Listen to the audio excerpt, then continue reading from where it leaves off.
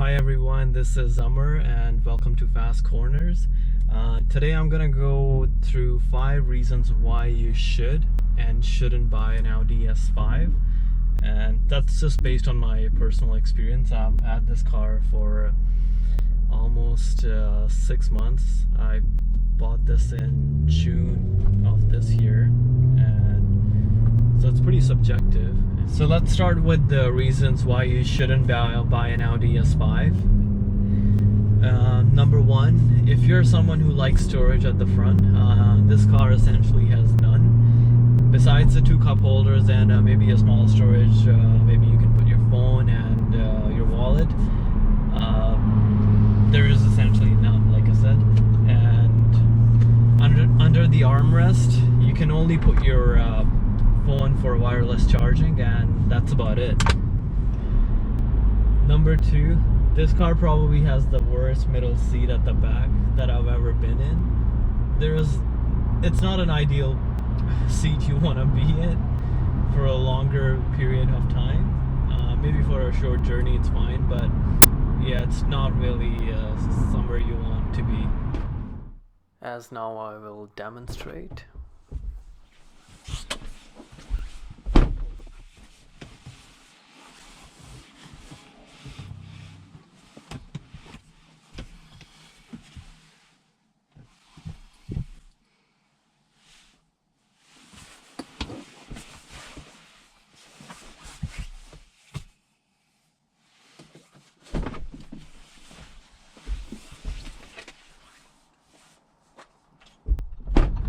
Number 3, pricing. If you look at the price of brand new Audi S5, you can find other vehicles in the similar price range or even lower that offer similar or better performance. An example would be Kia Stinger or a Mercedes C43 or BMW M340i. So that's something that, to consider when you're buying this car.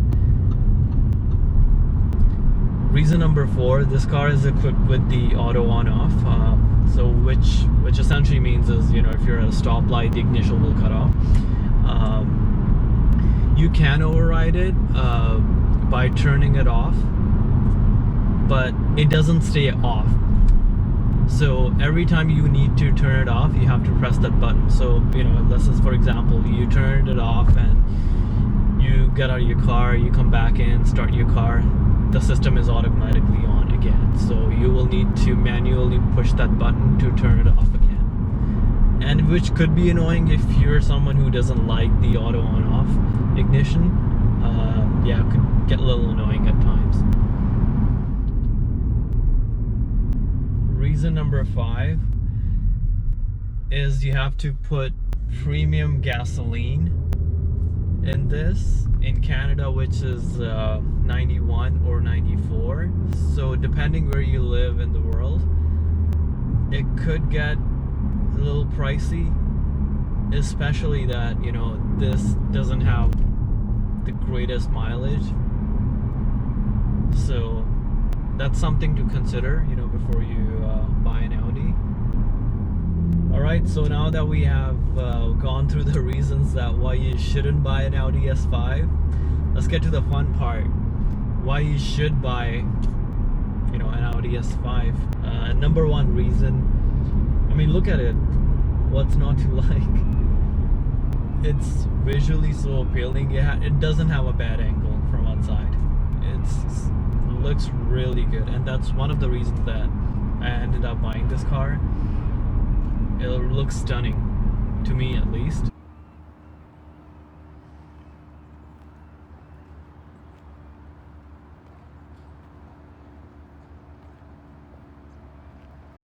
Number 2 is the interior quality, and which is great. And Audi is known for their interior, and this is no exception. Look at the seats, the leather, and it's perfect. The steering wheel, the Alcantara. Number 3 is the infotainment system and the Audi's virtual cockpit. You can customize it.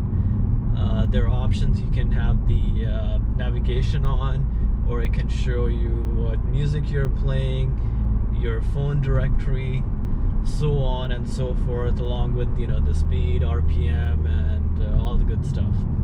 It's really customizable, so I really like that, and it's great. I think it's one of the best, if not the best.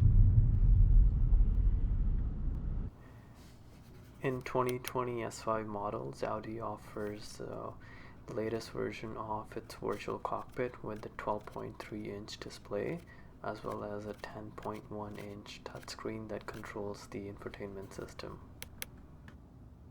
With the 12.3-inch display, you have an option to choose between the sport mode, which is currently shown on the screen,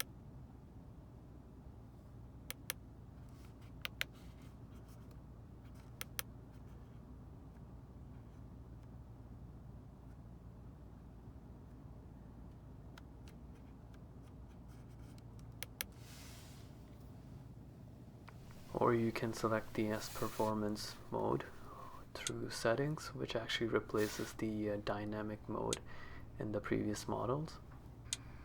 This brings the tachometer and the speedometer to the front and the center of the screen,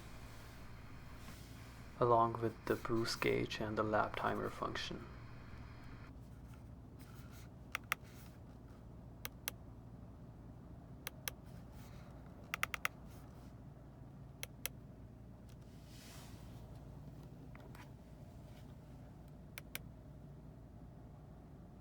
Number 4,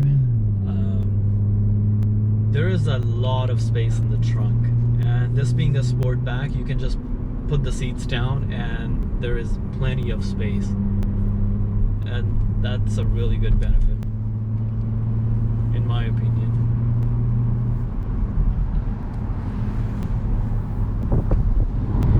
Reason number 5, let's talk about performance. So if you're someone who likes looks of Audi A5 but wants a bit of more performance but don't want to spend RS5 money, so I think this is a good in between the A5 and RS5, and with its 3-liter turbocharged V6, it delivers that performance.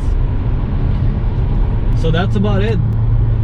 Hopefully you guys like the video. Make sure to like, share, and subscribe, and stay tuned for next video. Thank you. Bye.